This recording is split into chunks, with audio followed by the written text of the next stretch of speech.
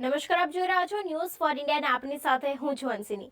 સમાચારમાં આગળ વાત કરીએ વડનગરની, તો વડનગર શહેર ઐતિહાસિક અને જૂની નગરી હોવાથી કોઈ વર્ષ જૂના મકાનો જોવા મળી રહ્યા છે। આ મકાનો તંત્રી ઈંટ અને ચીકણી માટીના બનાવેલા હોય છે અને તેના ઉપર પ્લાસ્ટર કરેલું હોય છે।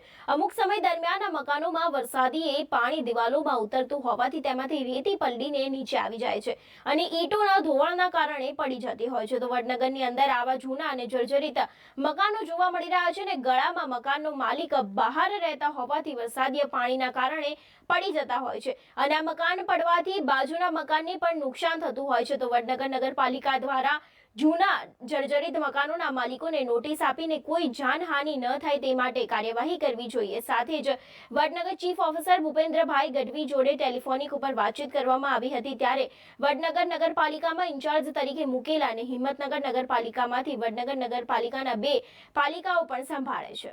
મારું નામ પટેલ કલ્પેશમાં અરવિંદભાઈ છે અને બારોટી બજારમાં મારી દુકાન છે અને એની બાજુમાં મકાન કોનું છે તે ખબર નથી, પણ તે પડે એવું છે ને મેન રોડ ઉપર છે, એટલે એને નગરપાલિકા દ્વારા ઉતારી લે એવું કંઈક કરે તો સારું, કારણ કે મેન રોડ અને આનાથી કોઈને જાનહાનિ થશે તો એની જવાબદારી કોની રહેશે?